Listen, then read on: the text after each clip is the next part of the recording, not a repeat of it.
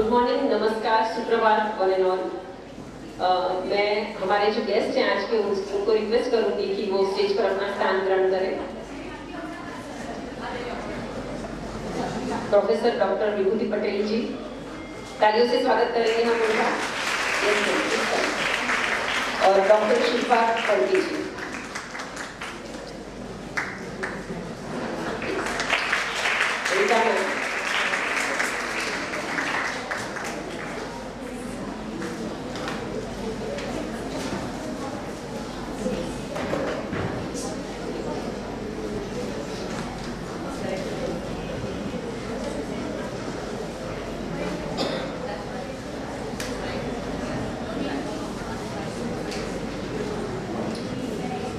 Maniben Nanavati women's college के women development cell WDC, internal complaint committee ICC और Friedrich Ebert Stiftung के सहयोग से आयोजित जेंडरलॉग कार्यक्रम के लिए उपस्थित यहाँ सभी का मैं बहुत बहुत स्वागत करती हूँ।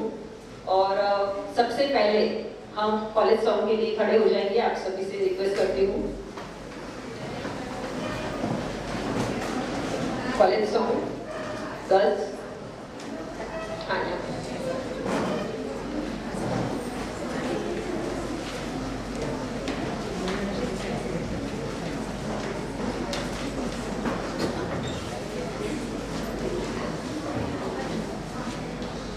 मणिबेन नानावती कॉलेज के हम अपने आप में नई पहचान ले चले, सावित्र्या विमुक्ते का मंत्र पढ़े हम, विश्व में ज्ञान की मशाल ले चले, चिंगारी दो स्वतंत्रता के सपनों से भरे, बनाए अब नई दिशा मिसाल दे चले, गांधी के सुविचार को सत्य करें हम, निर्भर बने विश्व में समान से चले, कभी किसी के सामने ना झुके हम, हर नारी बने शक्ति पैगाम ले चले, मणिबेन नानावती कॉलेज के हम अपने आप में नई पहचान ले चले।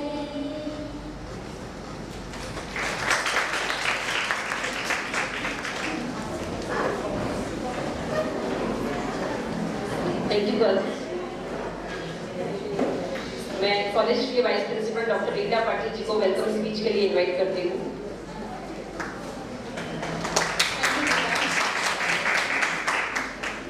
Good morning, everybody.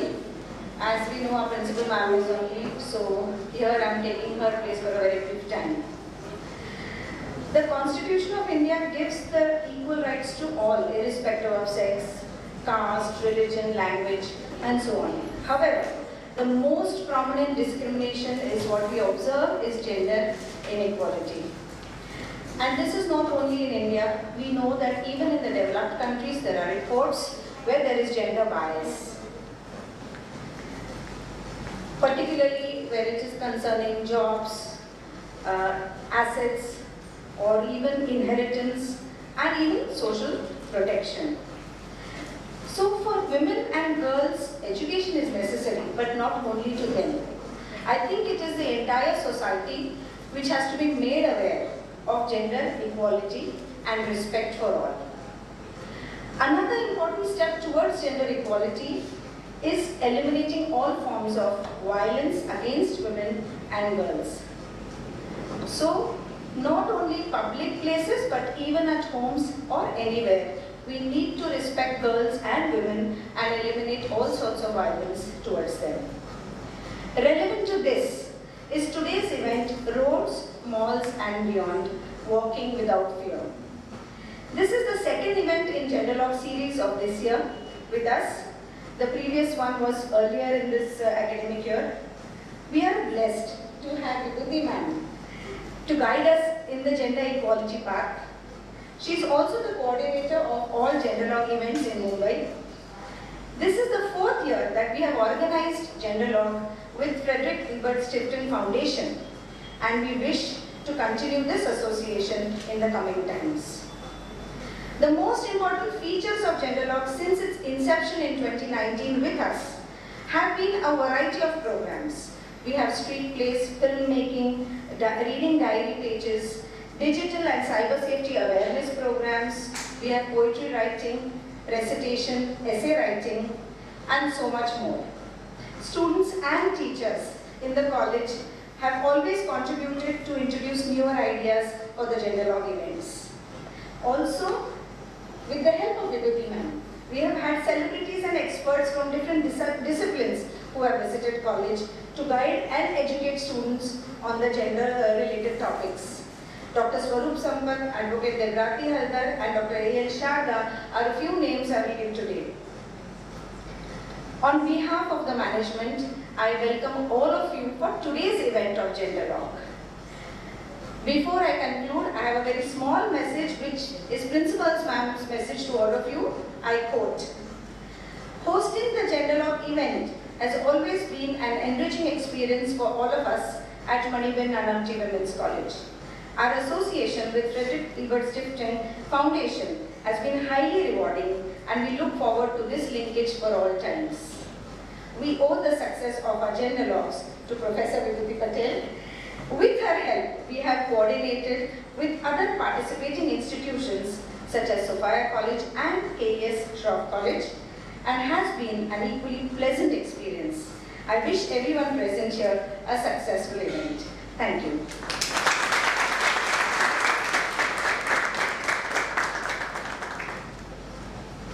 Thank you. मैं रीटा मैम से अनुरोध करती हूँ कि आज के हमारे गेस्ट को फेलिसिटेट करें। सबसे पहले मुंबई जेंडरलॉग 2022 के coordinator professor doctor Vibhuti Patel ji.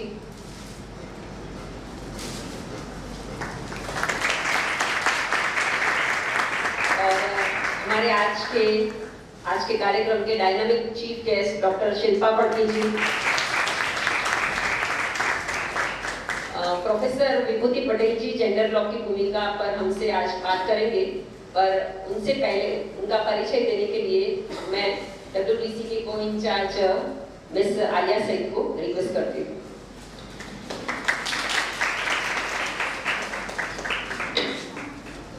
Good morning, everyone. Dr. Vibhuti Patel is currently Vice President of Indian Association for Women's Studies. She retired as Professor, Advanced Center for Women's Studies, School of Development Studies, Tata Institute of Social Sciences, Mumbai on 30th June 2020. Prior to that, she retired as Professor and Head of Economics Department of SNIT Women's University, Mumbai on 30th June 2017. She was Director Postgraduate Studies and Research of SNIT Women's University from 2006 to 2012. She did her doctorate in economics from University of Mumbai and was awarded a postdoctoral fellowship from Association of Commonwealth Universities in 1992 to conduct research at the London School of Economics and Political Science, UK. Her areas of specialization have been gender economics, women's studies, human rights, social movements, and gender budgeting. She has authored Women's Challenges of New Millennium, co-authored Reaching for Half the Sky, Indian Women Change and Challenge, and Status Report for ICSSR, Critical Evaluation of Women's Studies Research during 1947 to 1988. She has edited 2 books, namely Discourse on Women and Empowerment and Girls and Girlhood at the Threshold of Youth and Genders. She is co-editor of a series of 15 volumes, Empowering Women Worldwide by the Women's Press, Delhi, and Gendered Inequalities in Paid and Unpaid Work of Women in India by Springer. Professor Dr. Vibhuti Patel has been a member of various expert committees for IGNOU, Ministry of Science and Technology, and NCERT Delhi during 2015 to 2014. She prepared a base paper on gender for Mumbai Human Development Report 2009, MMRDA Human Development Report 2017, and co-authored Socio-Economic Status of Muslims in Maharashtra for Maharashtra State Minority Commission, Government of Maharashtra 2013. Currently, she is governing board member of Women Power Connect Indian Council of Basic Education, Anusandhan Trust, Vacha, Women's Research and Action Group, Institute of Community Organization and Research in Mumbai, OLAC in Vadodara. She is chairperson of Ethics Committee, IRB, of International Institute of Population Sciences, Mumbai. She is a chairperson of board studies in non-formal education of SNDT University, Women's University, Mumbai, and Research and Recognition Committee Economics for University of Mumbai. As a result of expert committee of the Working Group on Discrimination Against Women and Girls of United Nations Human Rights Council, she contributed to prepare a report on women's human rights in the changing world of women 2020. During the last 3.5 decades, Professor Dr. Vibhuti Patel has presented papers and been a resource person in several national and international seminars, workshops, collaborative research projects, training programs, and conferences on economics and development studies with gender perspectives in various parts of India and abroad, including Sri Lanka, Nepal, Bangladesh, Australia, the Philippines, Thailand, Malaysia, Kenya, Senegal, France, the UK, the Netherlands, Germany, Sweden, Yugoslavia, USA, the former USSR, and China. Over the last 4 decades, Professor Vibhuti Patel's work has focused on issues of intersectionality where gender development and social justice meet. Welcome, Dr. Vibhuti Patel. We are very glad to have you here.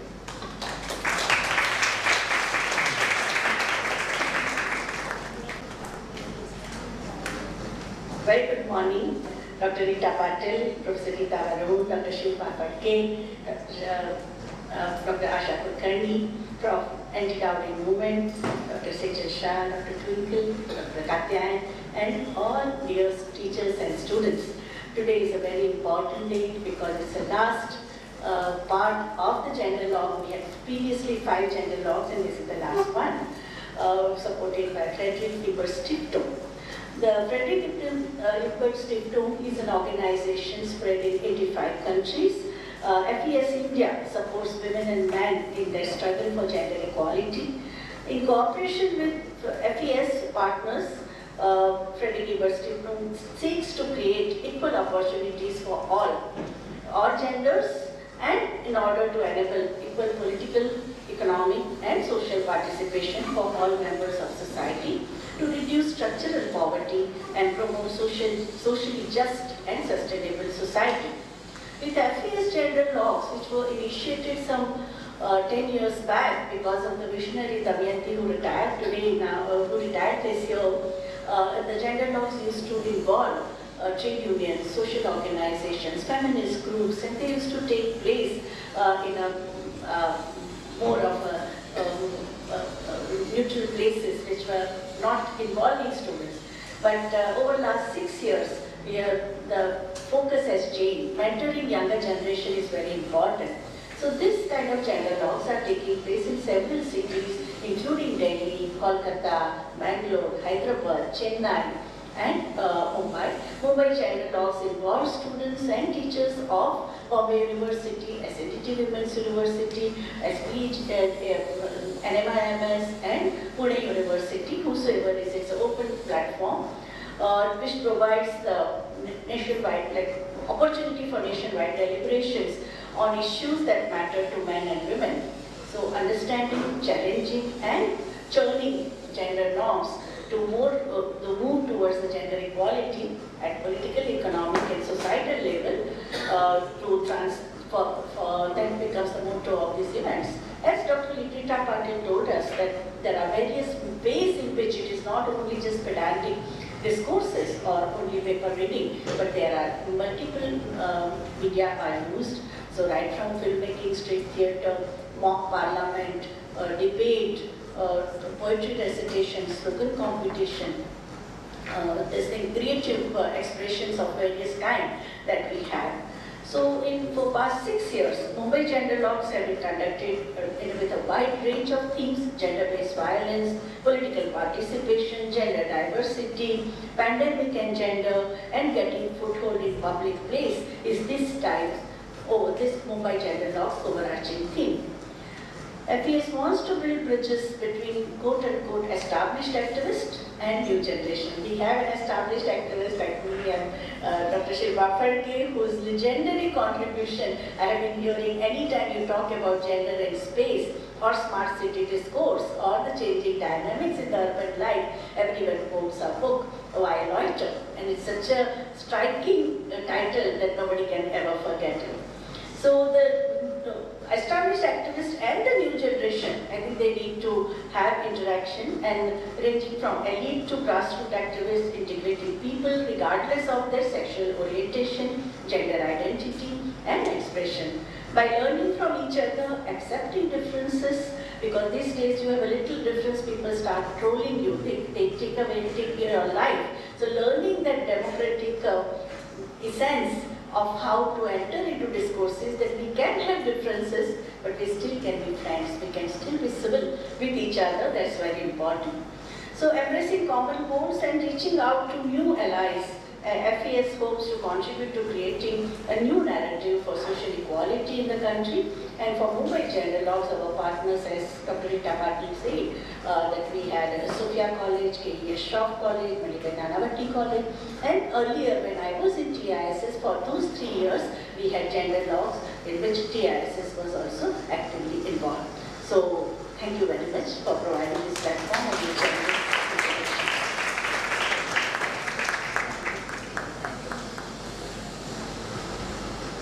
Thank you so much, Vibhuti ma'am, for your inspiring speech. इस साल जेंडरलॉग के अंतर्गत हमारा यह दूसरा कार्यक्रम है, जिसका थीम है roads, malls and beyond, walking without fear.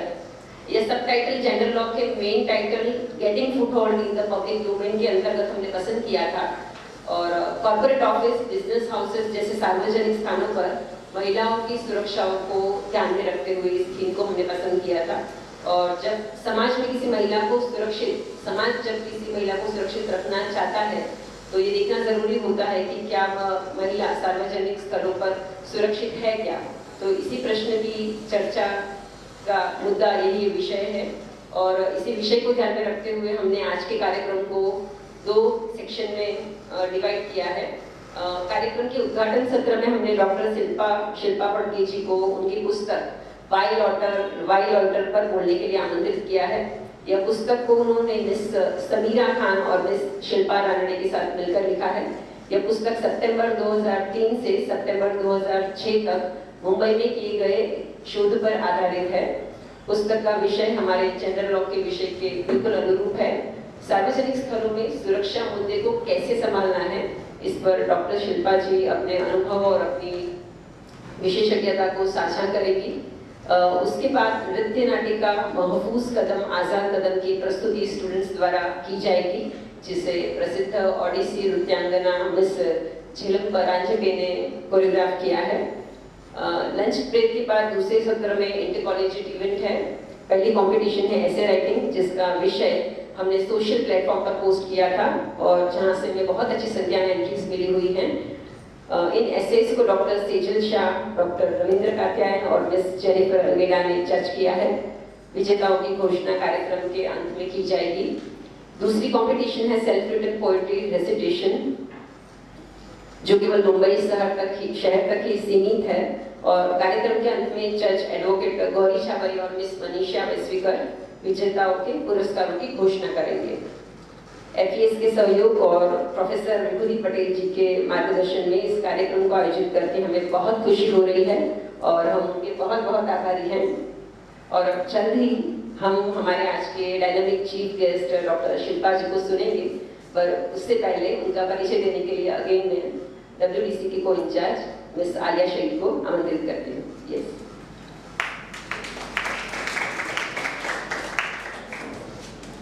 Hello again. Dr. Shilpa Phadke is a professor at the School of Media and Culture Studies, Tata Institute of Social Sciences, Mumbai. She is the co-author of the book Why Loiter? Women and Risk on Mumbai Streets, and co-director of the documentary film Under the Open Sky. She has published both academically and in mainstream media in the areas of gender and public space, ethnographies of feminism, risk and the city, middle class sexualities, middle classes, and the new spaces of consumption. Feminist pedagogies and feminist parenting. She is co-editing an anthology on friendship and its possibility in South Asia, coming out in 2023. This year marked 12 years of publication of this revolutionary book. Among other things, the book talks at length about women's access to public spaces. The three authors made a case for loitering as a fundamental act of claiming public space and ultimately a more inclusive citizenship. They believed the right to loiter for all has the potential to undermine public space hierarchies.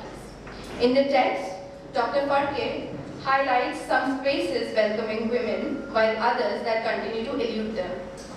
Why Loiter describes this juxtaposition perfectly. In the prologue to Why Loiter, Shilpa Farke writes, and I quote, "Discussing this with other women, I realized that almost without being aware of it, every woman reflects deeply about how to access public space. Our safety is something that at a visceral level, none of us take for granted. But strangely enough, this need to plot, plan and strategize has to come to assume the proportion of a taken for granted life world for all of us. As I ask questions of them and myself, the sense of stoic taken for grantedness crumbles, producing angry and humiliated stories of harassment. Now isn't this just something that rings true for all of us? Dr. Farke, allow me to express our gratitude for accepting the invitation and gracing our college with your erudite presence. Maniben Nanavati Women's College welcomes you with open arm and patient ears. Now I request you to come to the podium and speak to us, ma'am. Thank you.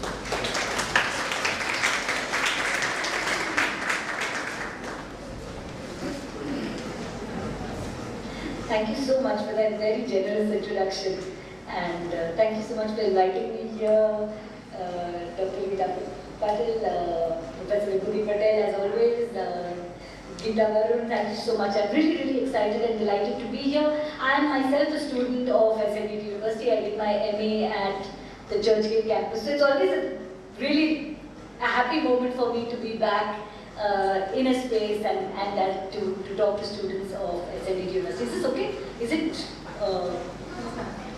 slightly away? I'm always ready to talk. Alright, so the theme today is roads, malls and beyond. We know very immediately that roads and malls are not the same thing, right? So there is a space in the mall where people like us, middle class women or aspiring middle class women, can go to. It's seen as relatively safe. If you phone your parents, if you call them back, if they know where you are, if you allow them to track where you are, okay? So I have a 12-year-old daughter now who's just starting to go to the shops on her own. And a lot of the time I find myself doing things that I have critiqued in the past. So I'll say put on your, send me your location sharing. So then she'll wear some crop top, okay? Then I'll say don't go to the shop in this. So then she'll pull out my book. She said, you wrote this? You wrote this? Are you a fake feminist? Okay. So this is the moment I'm at, okay? Before this, I would talk about this and I would also talk from the position of a non-parent. When I wrote this, I was not a parent, okay? And all of us knew, my friend Samira Khan, in fact, when we started this research, her daughter was just born. So she would say, this book is going to come back to haunt us. Our daughters will produce this book and tell us now walk the talk, right? But coming back to the question of malls and also my daughter, one of the other things she says to me is, I'm going to expose you. I will write about what you say. I say, I am telling people myself. Okay, so you don't need to expose me, I'm exposing myself. So we know that malls are spaces we can occasionally go to, but roads are spaces we are constantly told not to be at, right? We're constantly told, don't stand on the road. You walk on the road, right? And this is something we found in our research also. When we were mapping roads, we found that there are quite a large number of walking women or walking girls, but very few stationary or standing women or girls. Men will stand, boys will stand. Like we mapped, say near Nanavati Point, which is a business area, right?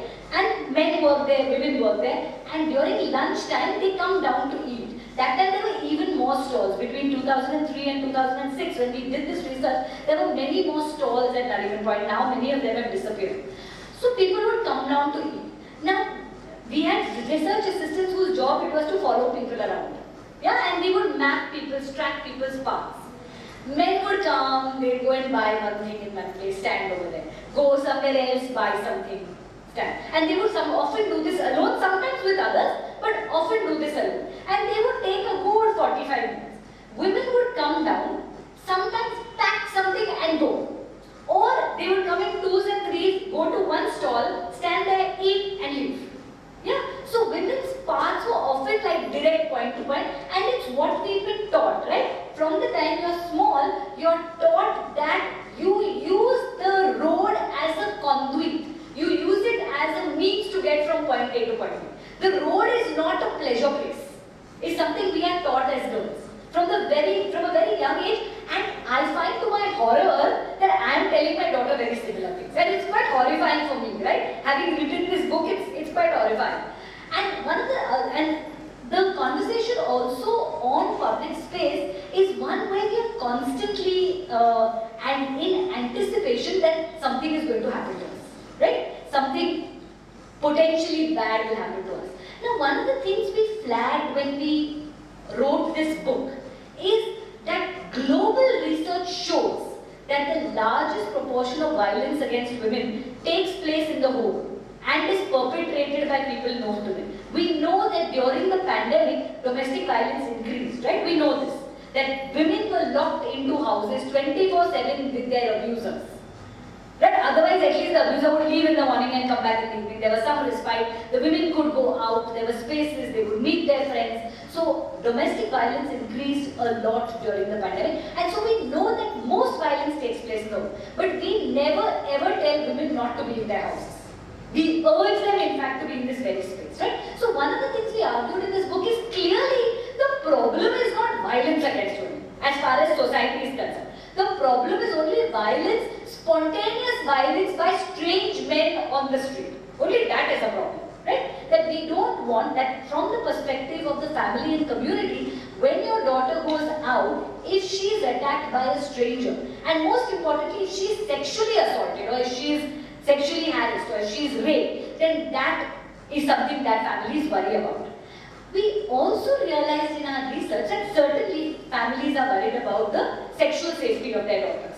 But they are also worried that their daughters will make choices of romantic partners without their consent. So they will go out and they will meet somebody whom the family doesn't want them to meet. Wrong community, wrong caste, wrong class, you know. And you know how endogamous a society we are, right? If you look at statistics on intercaste marriage, 5.7% of this country marries outside their caste. Just think of that. What a small number in this country marries. So we are a deeply endogamous society, one that marries inside our caste, inside our community, inside our subcaste, but of course outside our gotra. Okay, all this nonsense is constantly, we hear this, right? I see people smiling. It's familiar to all of us. We all know this discourse, right? So people were very worried, or families are worried that their daughters will choose whom to fall in love with, will choose whom to have as boyfriends, and this is as much a concern. We realized as we were interviewing people that girls are as concerned about their reputations as they are concerned about their physical safety.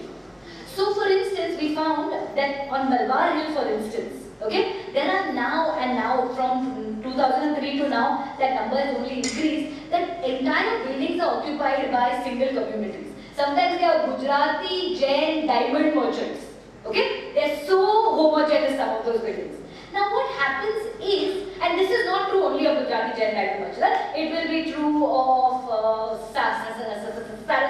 Saraswat Brahmins living in Deleparle East. It will be true of the Tauri Buboras living in Bibindi Bazaar. It will be true of Konkanasta Brahmins living in Deleparle East. Okay, it will be true of every community. community. So I'm not targeting one community, but this is the research we found on the Malwari area, that many of the young women living in this area, if they went home late at night and they were being dropped by a boyfriend, a boy who was a friend or their boyfriend, or any man, okay, who was unknown to them, they would be dropped 100 meters away from their building.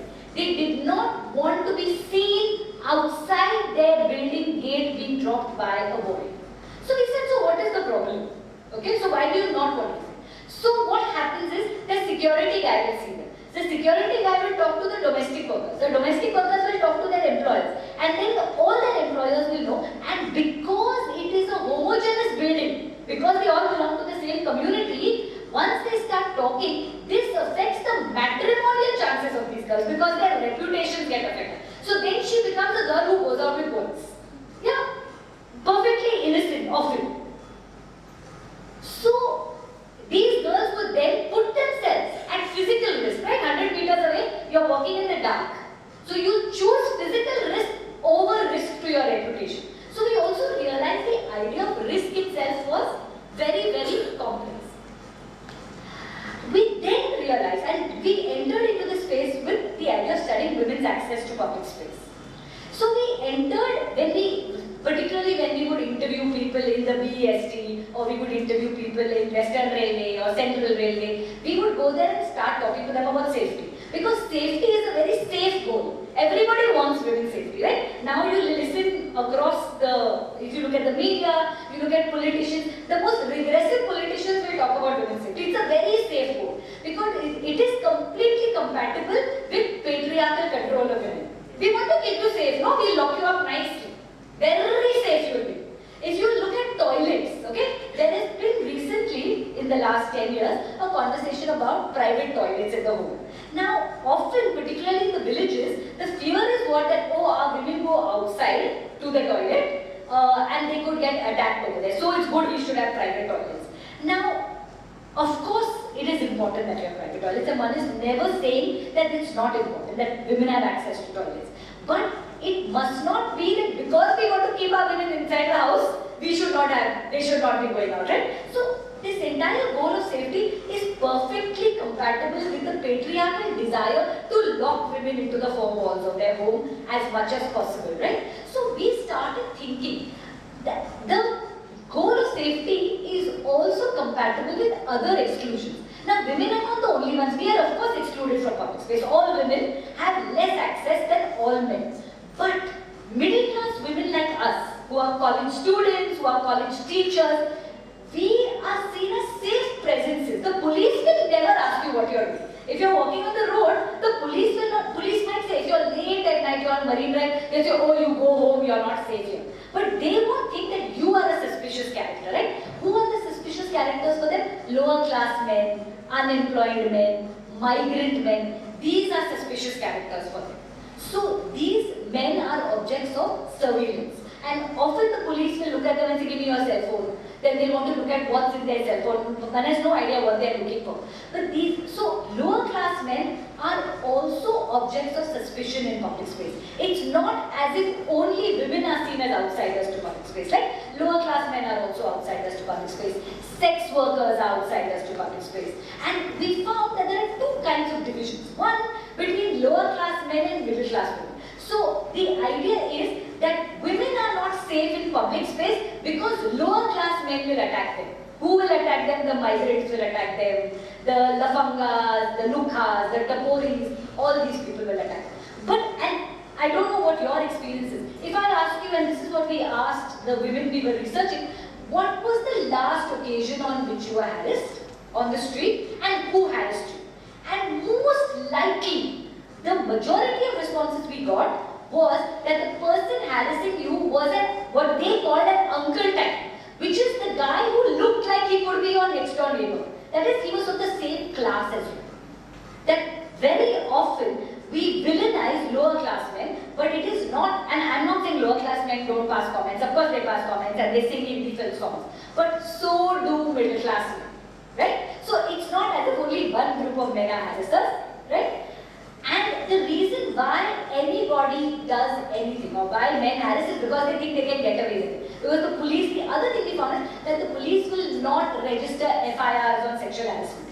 Why will they not register FIRs? Because they can't catch those people. And because they can't catch those people, they don't want their record to show that half the time they have not been able to catch them. So they will make some notes, they will try to fob you off with a variety of things. So the one opposition on the street is between lower class men and middle class women. That the streets are not safe for middle class women because lower class men are there. And by this, both women, all women and lower class men are outsiders to public space. Women are unsafe because they can be attacked, and men shouldn't be there because they are potential attackers, lower class men. So they are also looked at with this way.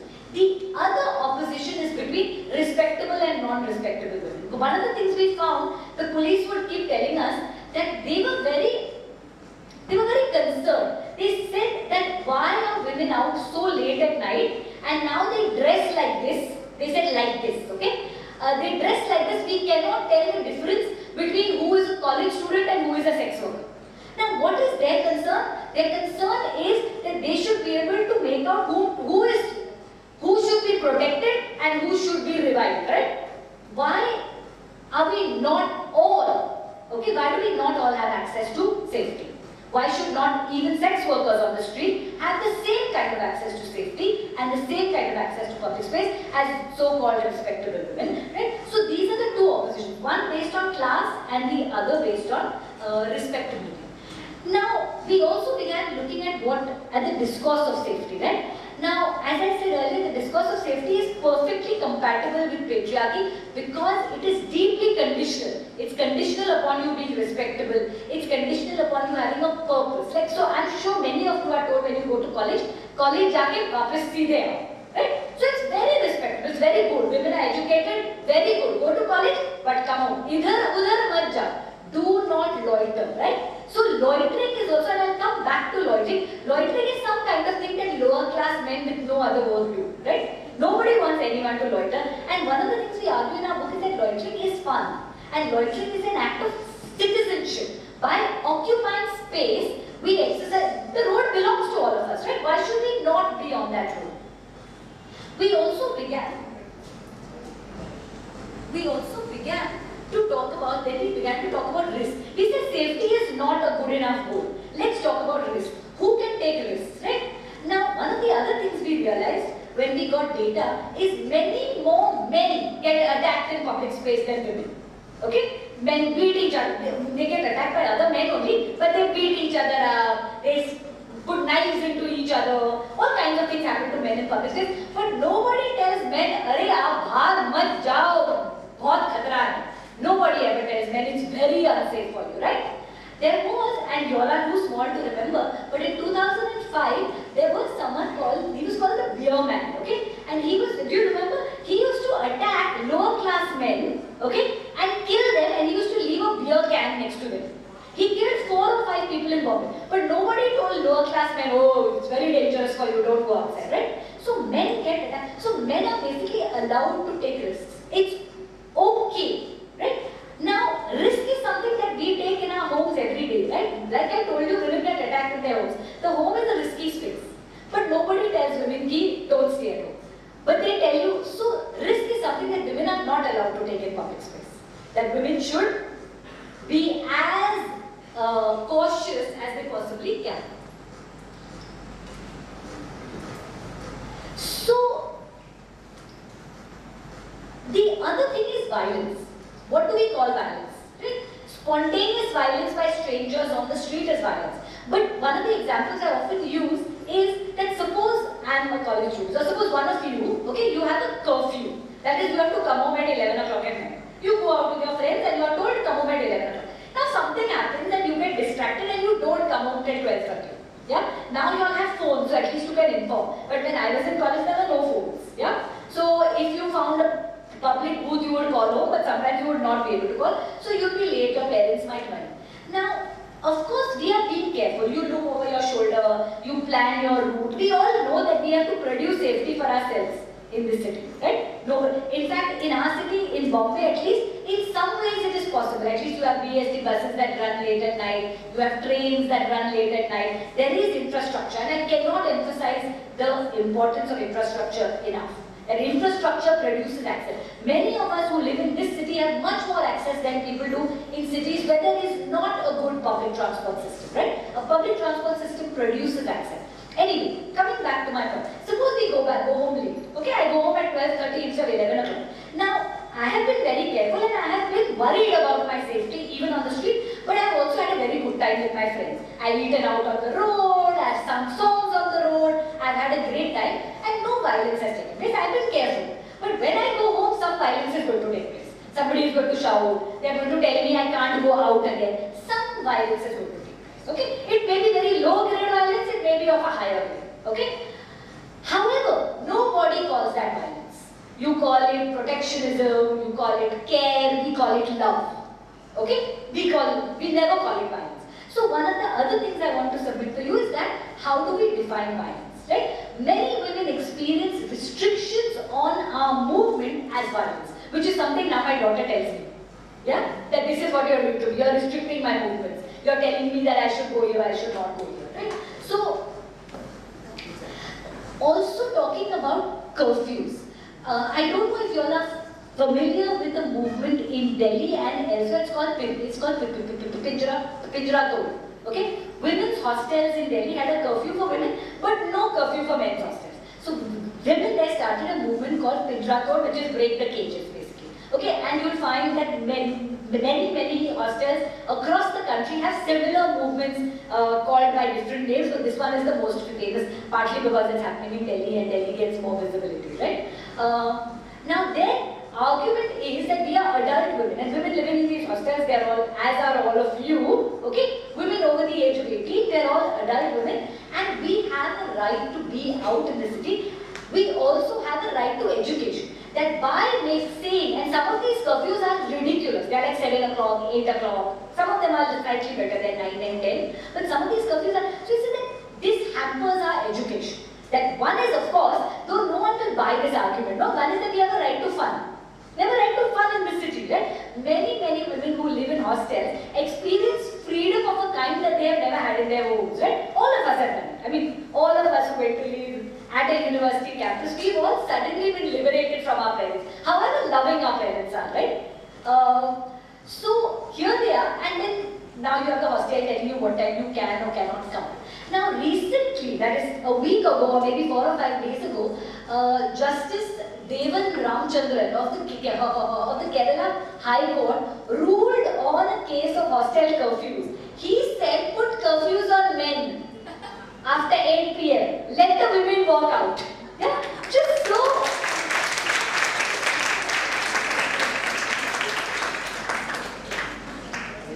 I mean, it's a revolutionary thing. However, in 1905, a writer by the name of Rokia Sakhawat Hussain wrote a story called Sultana's Dream. Okay? In Sultana's Dream, she imagined a land called Lady Land. Okay? Where Sultana goes and she meets this woman whom she calls Sister something, I forget. Sister Sarah, thank you. Sister Sarah. So you all know this story, you have read the story.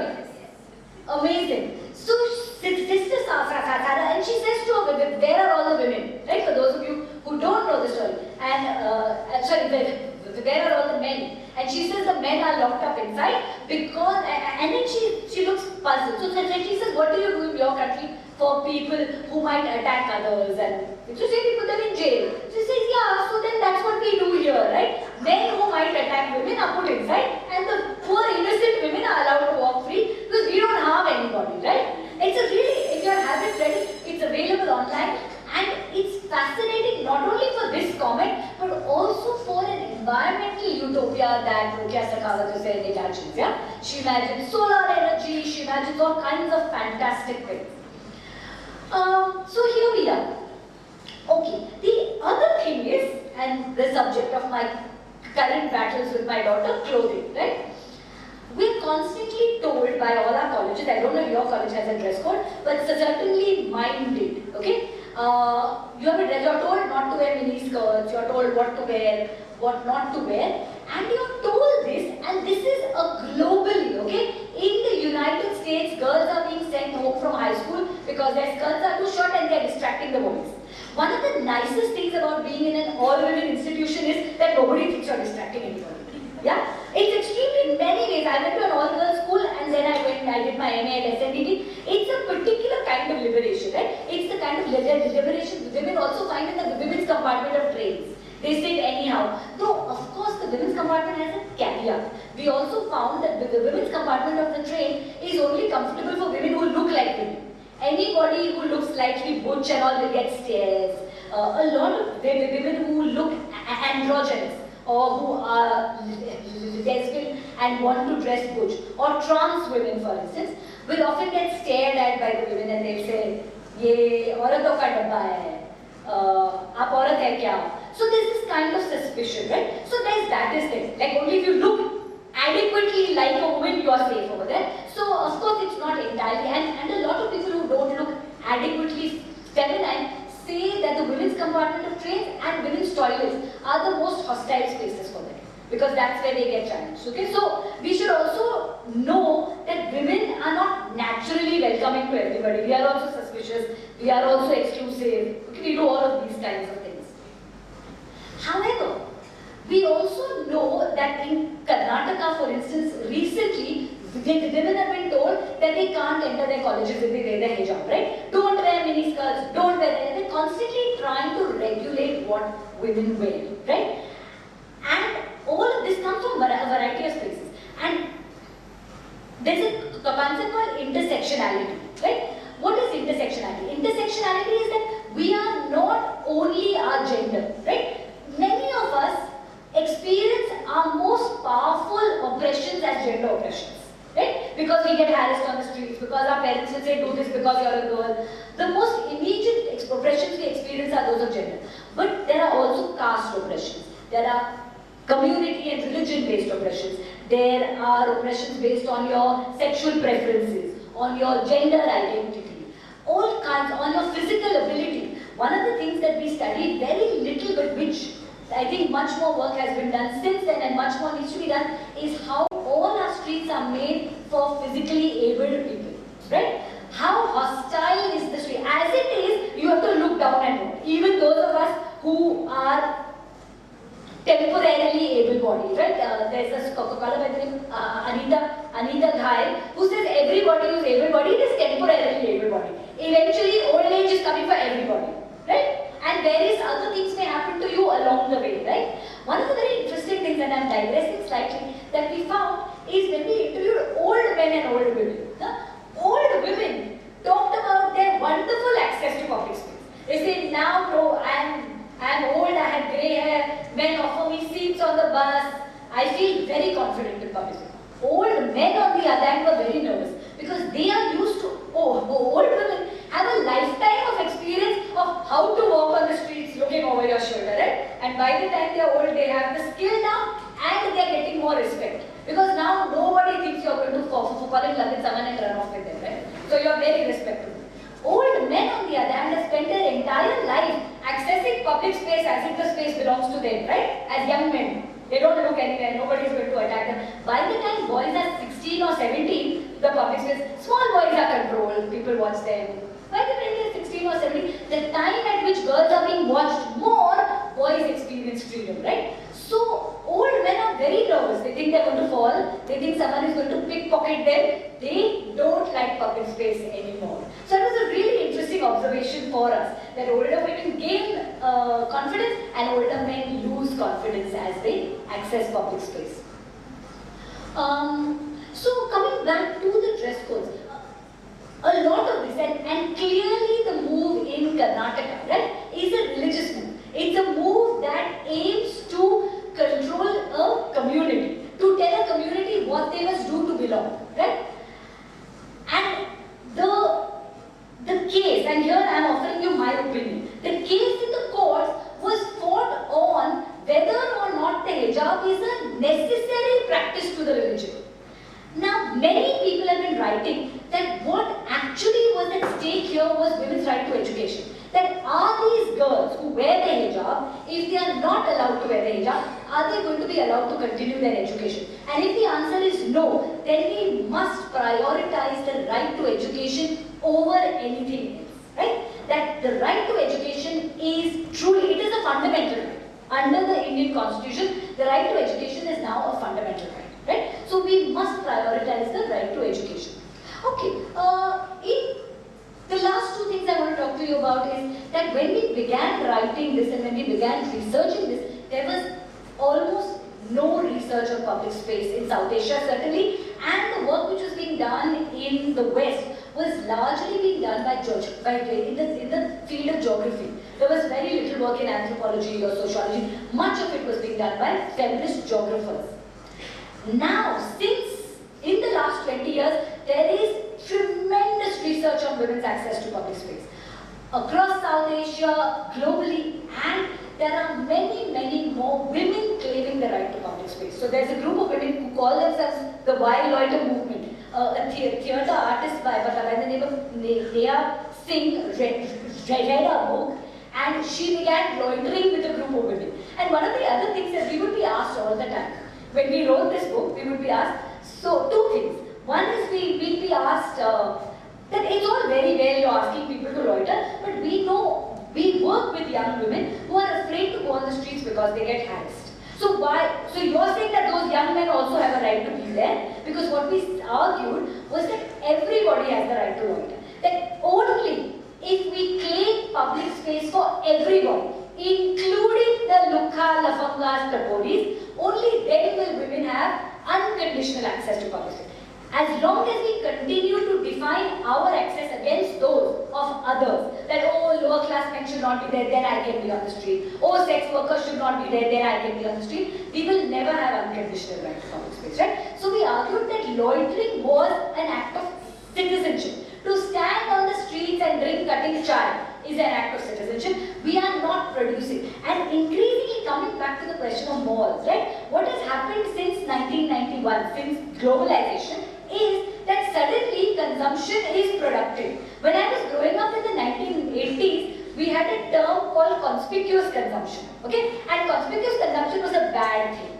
When we went for a wedding as a child, okay, you would be given one cold drink and ice cream. And as children, your aim was to eat as many ice creams as possible.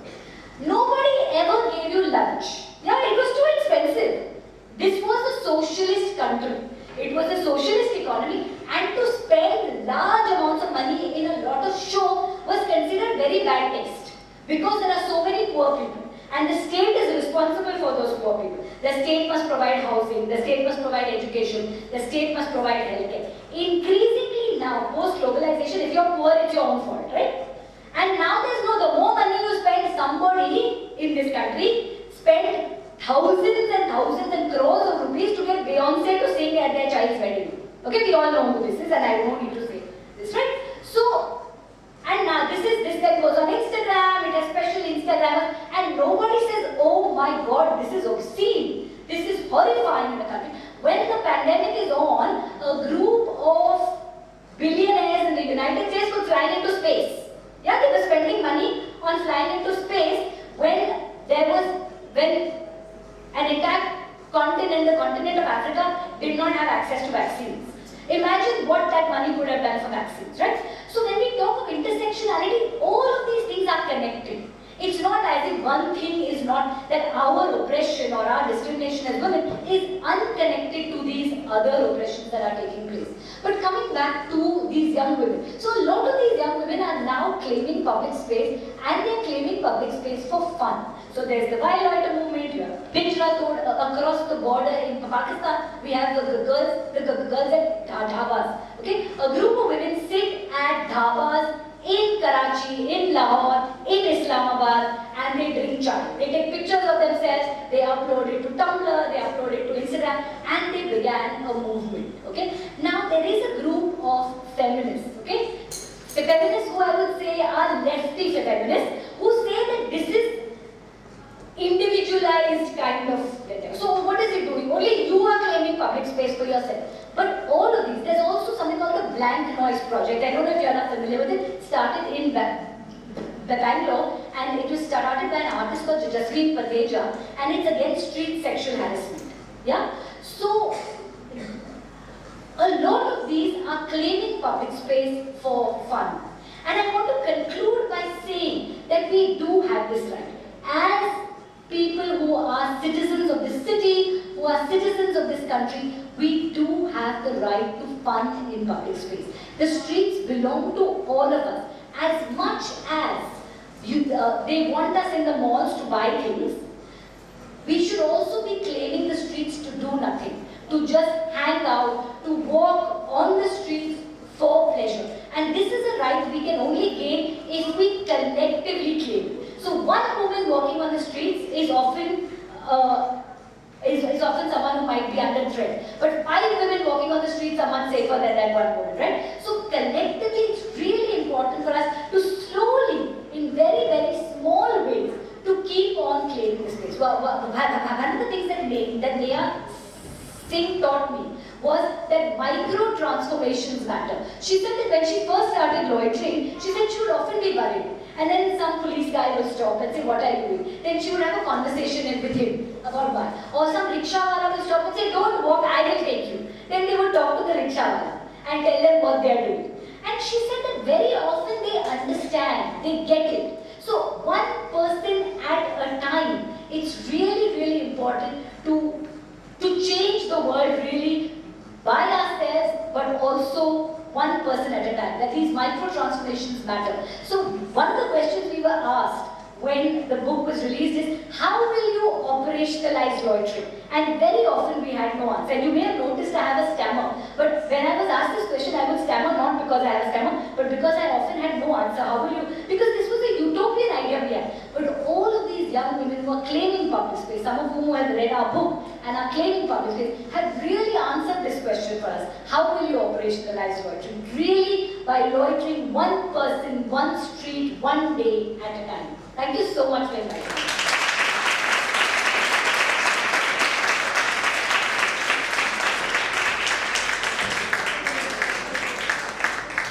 Thank you so much, ma'am. सार्वजनिक स्थलों पर महिलाओं की सुरक्षा इस विषय पर आपका जो कार्य है, आपका रिसर्च वर्क है, आपका जो कंसर्न है, वो बहुत ही ज़्यादा प्रशंसनीय है. A big round of applause for Shilpa ma'am. Thank you, ma'am. Thank you, ma'am, for your inspirational and important speech. और इस कार्यक्रम को आगे लेकर जाते हुए अब हम नृत्य नाटिका देखेंगे, डांस ड्रामा परफॉर्मेंस, महफूज कलम आज़ाद कलम. मैम हम नीचे बैठ जाते हैं, सो स्टेज सेटअप कर लेंगे यहाँ पर. Girls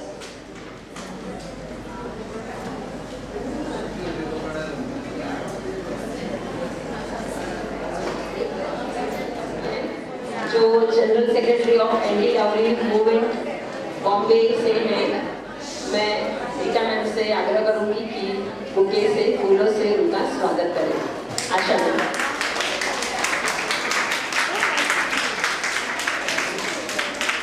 thank you.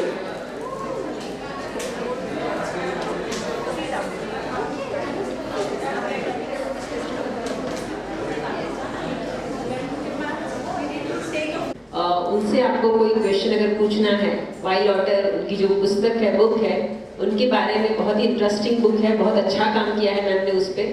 तो आपको कोई भी क्वेश्चन है तो आप मैम से अभी पूछ सकते हैं. थोड़ा टाइम है हमारे पास.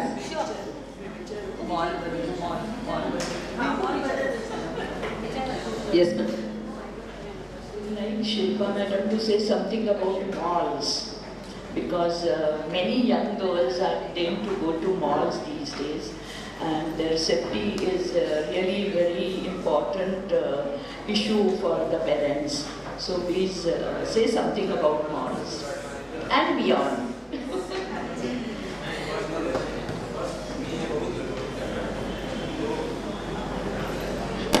So relatively speaking, like I said, people feel like you're safer in a mall than on the street, right? And you have little more access to the mall than you do to the street. But the mall is like a sanitized space, right? Control, access is controlled. And there are security guards standing there. They watch who's coming in, they watch who's going out. And a lot of the mall is tied to the act of buying, right? That it is very, very tied to our neoliberal economy.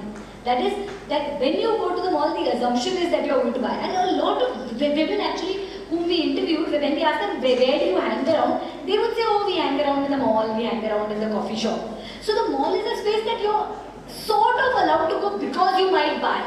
And the act of buying has become prioritized so much now that the mall then becomes the space that you are, in a sense, allowed to be, but you are allowed to be in the mall as a consumer, not as a citizen.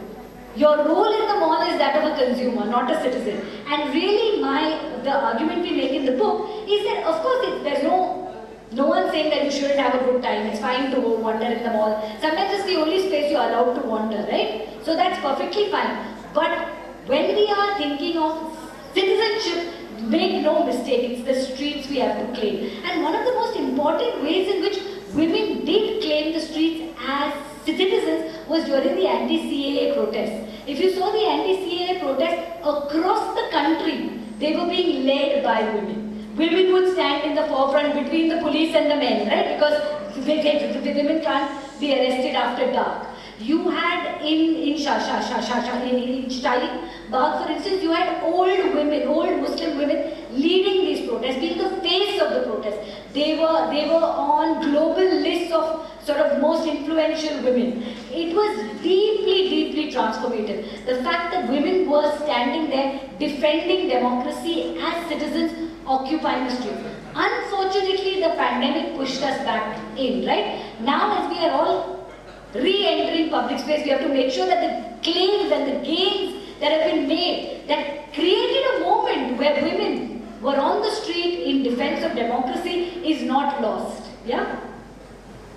If anyone else has a question, I'm happy to. Yeah?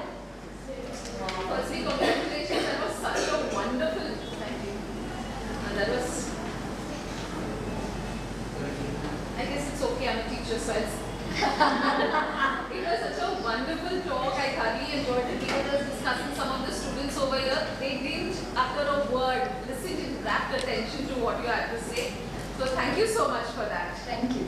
We have an experience belonging to this institute. There's a very small park about a few hundred meters from here. And quite a few of our students like to loiter around that. We have friends and families around here, and so many people ask us that, "Aapki bachchiyan yahan pe kyun rehti hai? Why are they always in the park?" We've in fact had sometimes some members of the society or some political agenda people who have come right up to the principal's office to say that why are girls not inside the college gates? College khatam karke unko ghar jana hai. Why are they outside? And it's been very difficult. We also are concerned about the safety of our girls, but these are adults. What they do after college hours, how much can we impose on them? What would you like to advise us on this? I think it's a huge dilemma as a teacher or as a parent, because on the one hand, girls have every right to be there, right? And it is a public space, it's a space that they occupy. So as in your role as teachers or faculty in the college, you are absolutely within your right to say, look, they are adults, it's a public park, they are citizens, and they have a perfect right to be in that park, right? So it's not your business or our business what the girls are doing in that park. They have every right to be there, as long as they are not legally disturbing the peace. They are not vandalizing your park. They are sitting there enjoying themselves.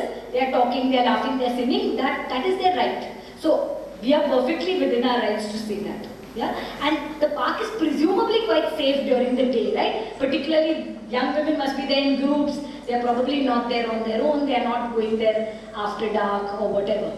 On the other hand, and this is not related to the park, is a dilemma that I am recently confronting as my daughter begins to explore the public, right? So she wears these crop tops, okay? She's 12 years old. Now, my understanding, and this is what I try to tell her, but of course she does not get it, is that when you wear this crop top, you look 16. And I said that one fine day, you're going to get harassed on the streets, okay? I want to postpone that day as far as possible as your mother.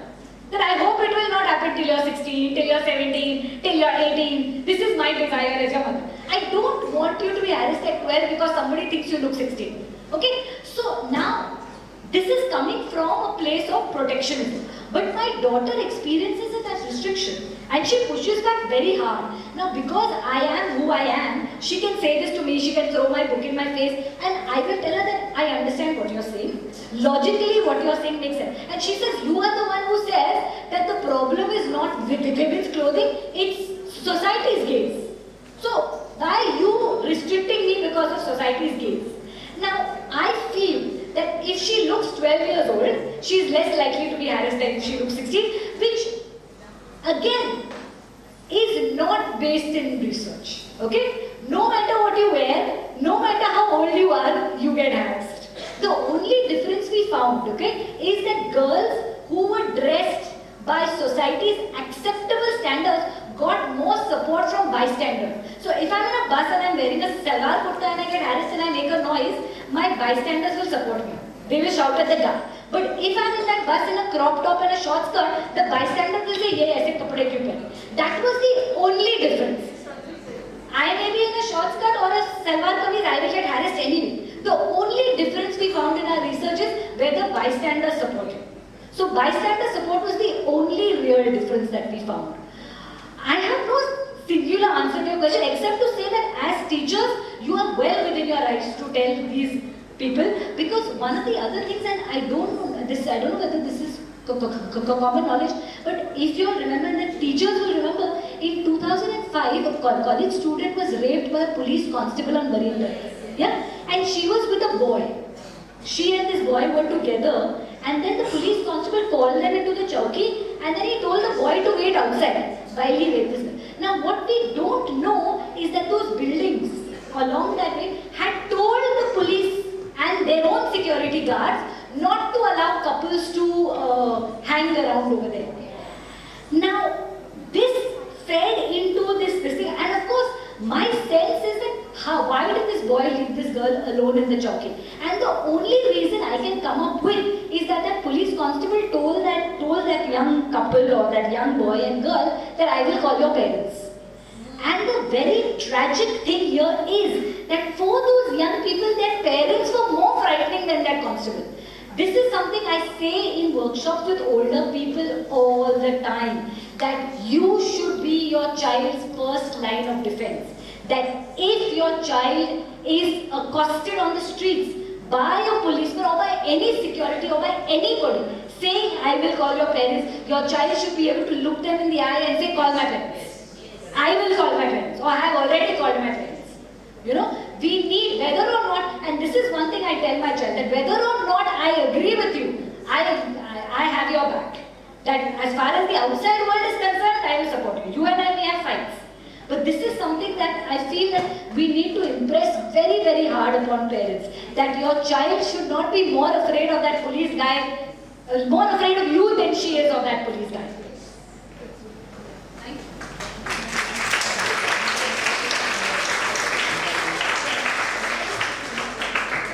Thank you ma'am for sharing your experiences.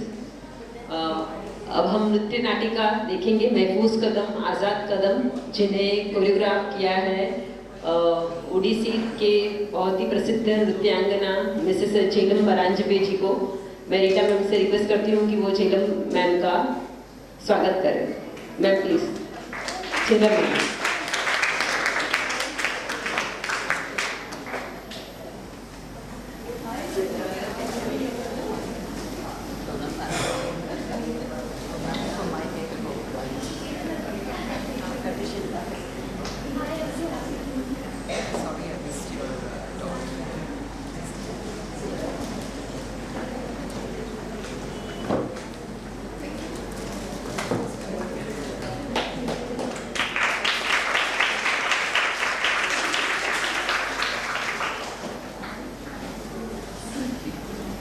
Thank you ma'am. और मैं Shrimati Jhelum ma'am जी को invite करती हूँ, वो हमें नृत्य नाटिका के बारे में बताएंगे। Yes ma'am.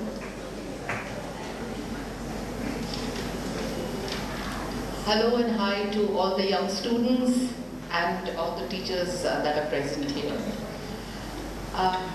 I think I consider myself unlucky that I missed the speech, but I'll get a feedback from the students, so that's no problem. Now today our presentation is on the theme that is roads, malls and beyond, and getting a foothold in public domain. How are the women treated in public, on the roads, in the bus or in the train, or at their workplaces, or sometimes even in their homes? I mean, there could be an uncle who's so close to you, but there's that but. And how do women behave in public? How do they react to the treatment that they are given? We've tried to bring this out through dance, music, movement, and drama. Mehbooz Kadam, Azad Kadam. It's a scene in an office where 4 young girls are working in that, and through their talk, things, come out, and the connections, there are songs and there is dance. Bankim here has written the script, the lyrics, and he has composed the music.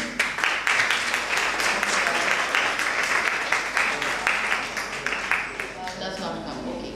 Bhavna Pani, she's herself a very good actor. She has directed the drama portion, and I have choreographed the dance, movement, and kind of model. I'm not telling you much about the play because I want the students to figure out what is happening instead of explaining everything. But I would like to mention here, that all these girls have tried very hard and done their best. But due to a lot of reasons, mainly the postponement of the exams by the university, we as a team, the students, the teachers, and us, all those who were involved in this project had to face a lot of hurdles. The sudden unavailability of students and exams coming in between. But yet, as a team, the students, the teachers who were involved, and the 3 of us have really put in. And I'm sure you will all appreciate the trouble and efforts that this bunch you see here and the bunch you are going to see of very enthusiastic girls who have been trained by us for the singing, dancing, dance and drama. So if there is something, like the teachers and seniors, something is lacking, please forgive us. Thank you.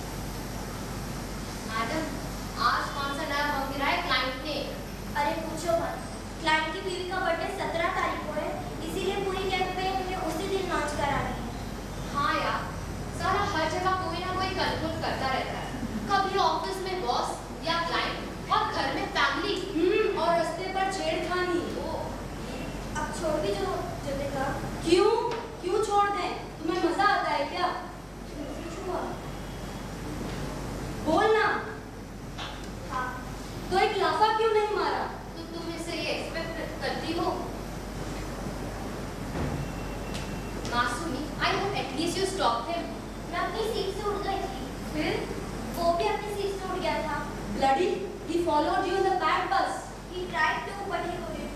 जब तक वो आगे आया, मेरा station आ गया था। So he didn't get down and follow you? उसे भी तो जाना होगा ना, अपना ऑफिस।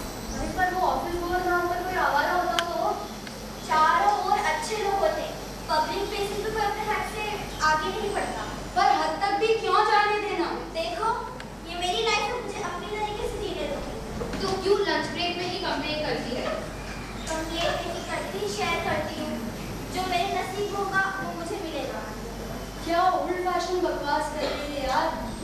ओल्ड फैशन बकवास नहीं। तुमने वो जय भाई जोरदार मूवी देखी है? हाँ। मैं उसकी हीरो के जैसे हूँ। चाहे मेरे साथ कोई कुछ भी गलत कर ले, मैं उसका विरोध नहीं कर सकती। तो जिंदगी भर सहती रहोगी। जिंदगी नहीं जाती, हम जैसे लोग भी अपना रास्ता बना लेते हैं। बस तुमसे कुछ ज्यादा सहते।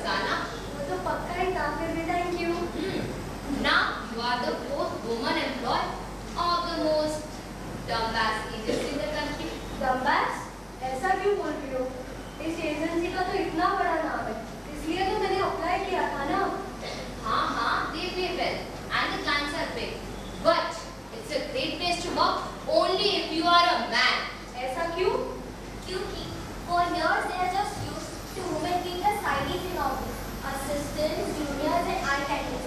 When a woman gives an intelligent idea, these guys don't know how to do. और वैसे भी all art gurus in this world are men. कभी सुना है तुमने art गौरी? क्या तुमने कभी किसी औरत को एडवर्टाइजिंग में नाम कमाते हुए देखा है? मे बी किसी औरत को एडवर्टाइजिंग में फेमस बनने की कोई डिजायर ही नहीं थी. That's very unlikely. Guys, do you realize the only woman making it big in the advert is the model जिनको फेमस होने के लिए आधे कपड़े पहन कर आने पड़ते हैं यार.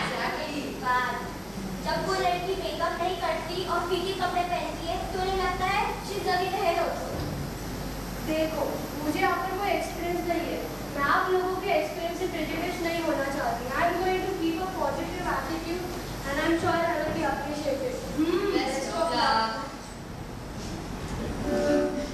ये सब छोड़ो यार. Girls, I have planned something for the Diwali vacation. Not Mahabaleshwar again, please. Mahabaleshwar की लेके let's go riding bikes. Cycling. पागल हो क्या? मैंने 7 के बाद एक्सरसाइज नहीं किया बिल्कुल. I'm talking about motorcycles. पर लाइसेंस Don't worry. अरे मैं जुगाड़ कर दूँ. Listen, I have found this company that gives motorcycles on hire, and they have a discount for women. हाँ यार बहुत हो गया ये चलना चला जाना दौड़ना. Let's go ride. Let us be in the driver's seat. Let us feel the road. Let us feel the wind in our head. At least हमारे बाल हेलमेट से तो बाहर आएंगे.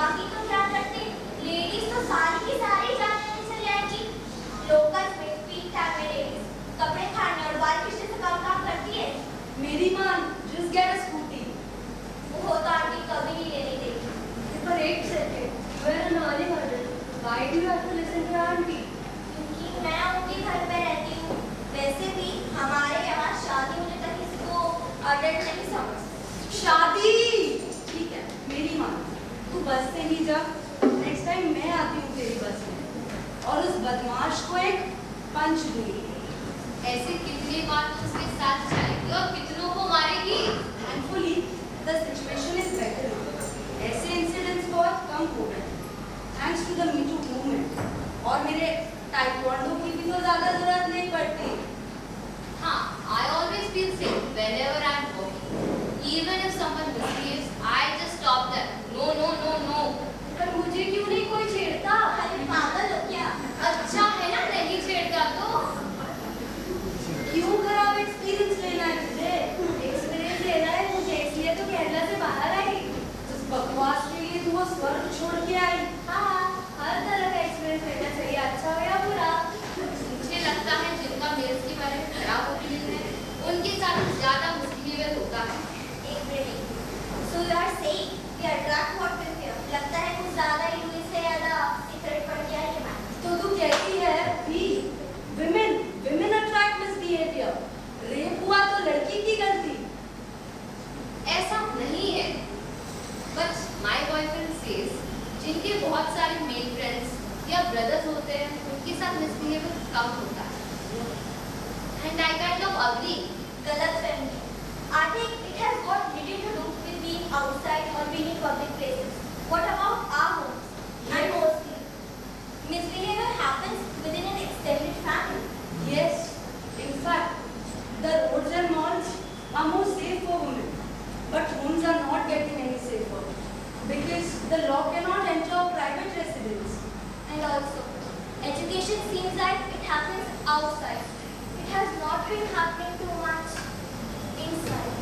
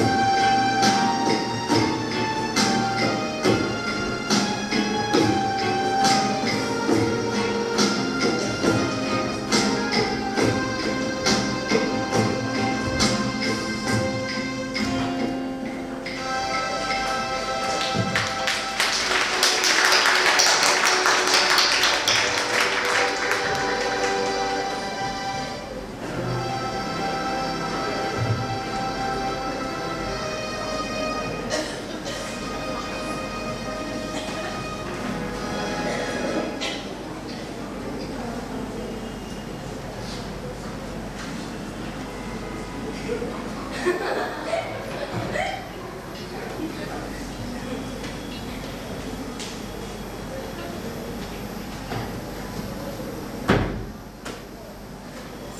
हुआ?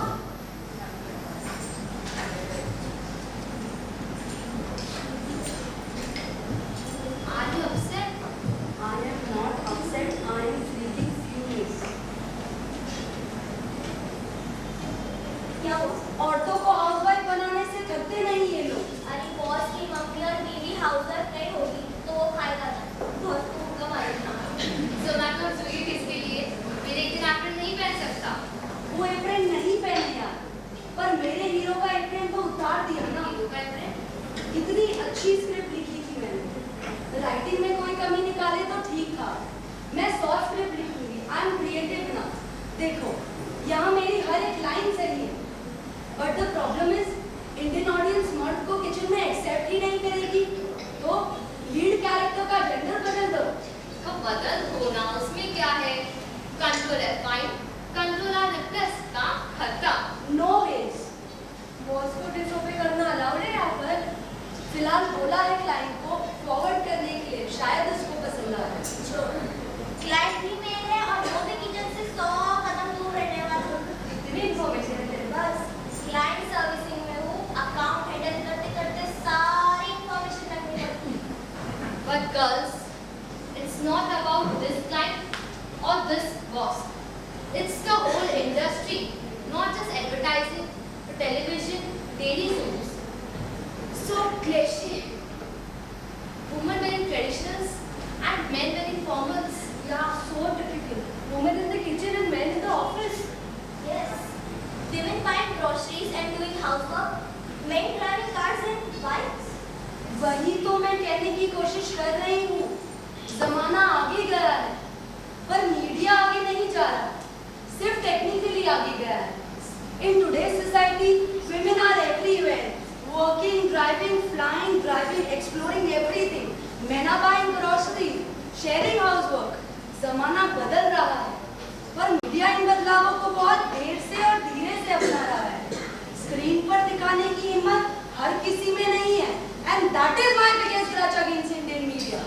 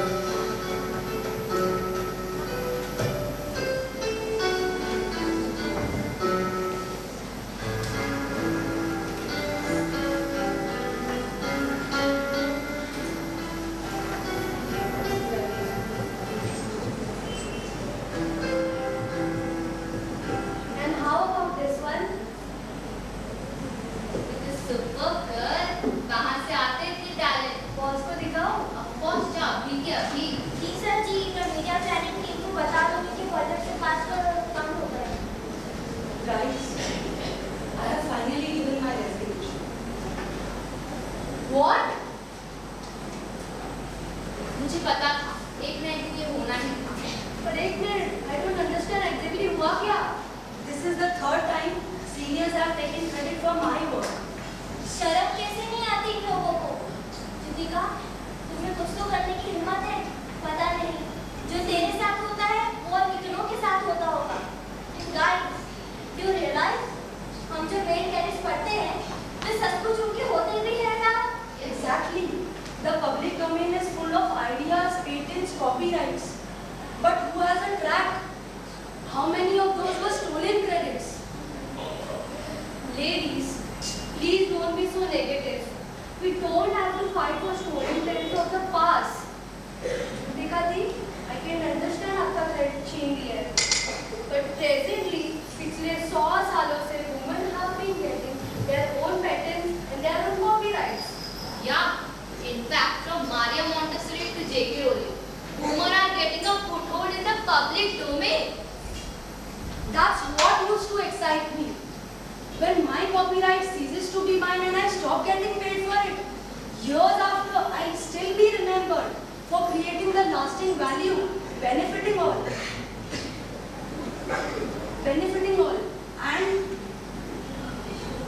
But guys, this is not the end. This is just the beginning.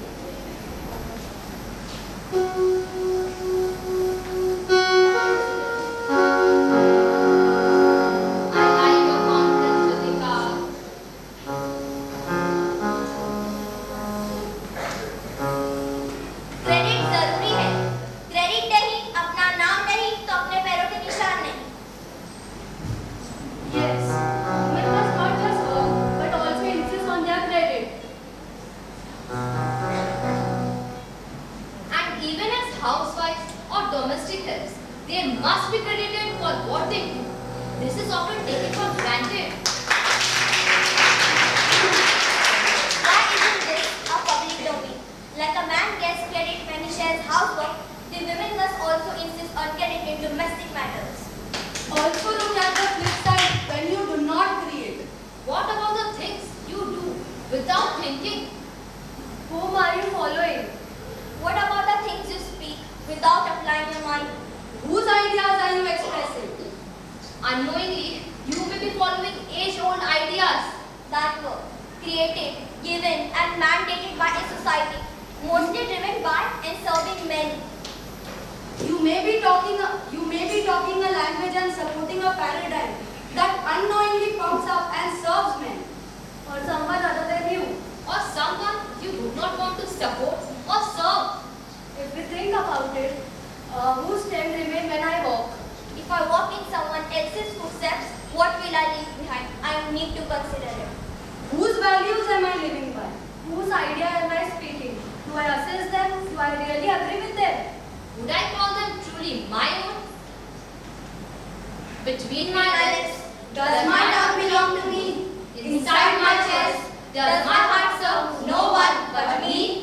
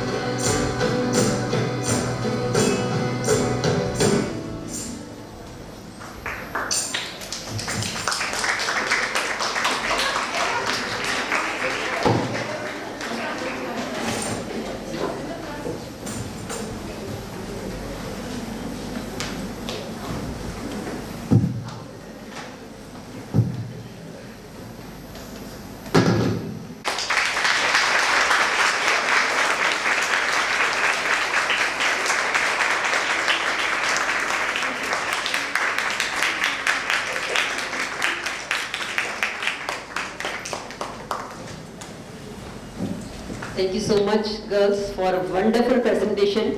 Presentation सच में बहुत अच्छा था और जैसे कि जेल मैम ने बताया, मैं फिर एक बार कहना चाहूँगी कि जेंडर लॉ के डेट डिसाइड होने के बाद में यूनिवर्सिटी के एग्ज़ाम डिक्लेयर हुए और ये बच्चों के एग्ज़ाम एक वीक के बाद से शुरू भी हो रहे हैं। तो फिर भी उन्होंने कम टाइम में बहुत अच्छी तैयारी की, तो अगर कुछ गलती है तो आप उसको प्लीज़ अवॉइड कीजिए। Thank you so much once again girls. और पहला जो सेशन है वो अभी एंड के और है, समाप्ति की ओर है, और फॉर्मल वोट ऑफ थैंक्स के लिए मैं मिस शीतल सावंत को इनवाइट करती हूँ।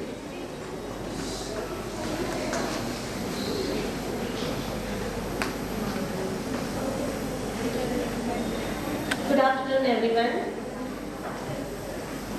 Good afternoon to all the dignitaries, guests, teachers and my dear students. On behalf of WDC and ICC of Maniben Nanavati Women's College, I, Mrs. Sheetal Savan, librarian, would like to formally thank respected Professor Vibhuti Patel ma'am, coordinator Mumbai Genderlogue, our management committee members, our mentor and guide Chairman WDC. My sincere thanks to our esteemed guest of today's program, Dr. Shilpa Phadke ma'am, co-author of the book My Loiter, for her excellent talk and motivating our students with her expertise and experience. Thank you, madam, for accepting our invitation for today's program. Thank you. I extend my heartfelt thanks to Jyoti Raval ma'am for extending their support to conduct all Genderlogue programs and providing sponsorship as well as monetary assistance for the same. Thank you, madam, and FBS.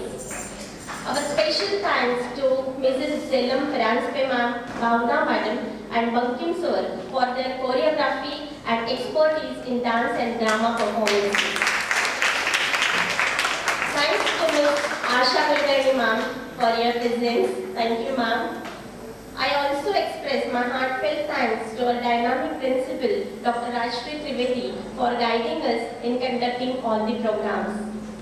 Thanks to our Vice Principal, Dr. Rita Patel ma'am, and our ITOC coordinator, Twinkle Sangvi ma'am, for their constant support and guidance. Special thanks to our students for their excellent performances. And lastly, I thank all the teaching and non-teaching staff, students for attending today's program. Thank you.